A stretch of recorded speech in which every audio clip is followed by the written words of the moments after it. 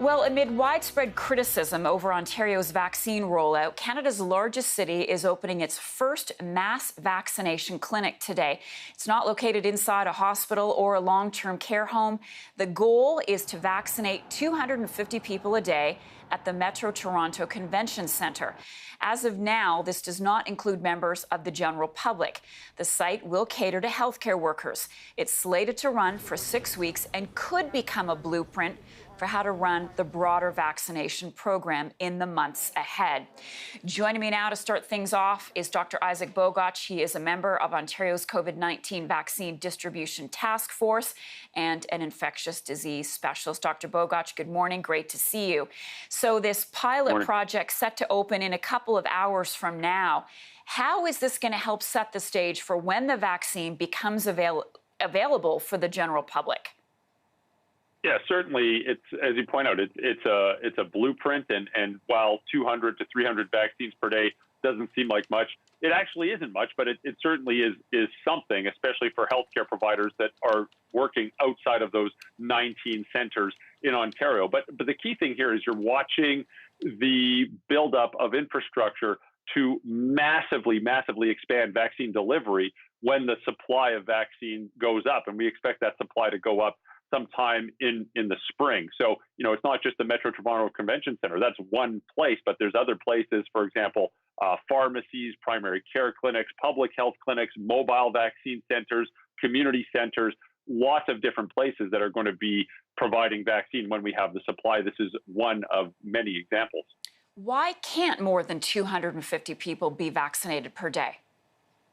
Well, unfortunately, as we have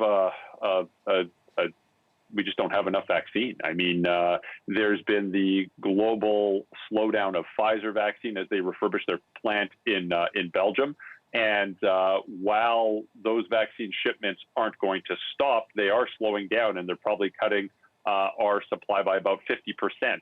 So what's happening is that we just have to make use of those limited resources that we have, and that really is focusing on those who live in long-term care facilities, and that's still going to be the priority, so that the vaccines that we have available are still going to those who are sadly at greatest risk of dying. We know that the long-term care facilities are in a tremendous need. It's awful to watch what's happening there. They're going to have the first priority to vaccine.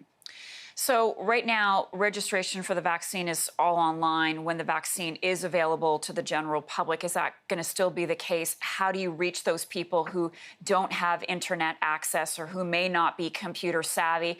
Perhaps they're seniors, perhaps they're living in remote areas. How do you reach everyone? Yeah, so by putting vaccines into multiple places where people are used to getting their vaccines, I think we'll be able to really care for the entire community, both people with means and people without the means or the capacity to sign up online. So, people can go to their when the supply allows, people will be able to go to a primary care clinic for this. Community centers are being booked so that people who just feel more comfortable going to their community center will be able to have access to the vaccine. So, for example, that's going to be in places like in regions of Peel and elsewhere in the province. Mass vaccine centers as well are going to be set up just like the one we have at the Toronto Metro Convention Centre. And of course, we know there are homeless and underhoused populations who might not have the trust, who might not want to go to one of those centers. And we're looking at mobile trucks that have already built trust with underhoused and homeless populations, such that those individuals will have access to vaccine as well. The whole goal is to get anyone who has access, anyone who wants a vaccine should have access to a vaccine. Indeed. Okay. And lastly, I want to ask you about the shortage that we have. What does it mean for people who have already received their first dosage and they're waiting on their second? How long can they delay that second dose without having an impact on the efficacy of the vaccine, doctor? Yeah. So for starters, people who are in long-term care are going to get their second dose on time. That's the plan. There shouldn't be any delays if you're a long-term care resident. For people outside of long-term care, the goal is to stay to the schedule as much as you can. But of course, with limited supply, it's hard to do. And that's going to be pushed to the shortest period of time possible. The maximum is going to be 42 days.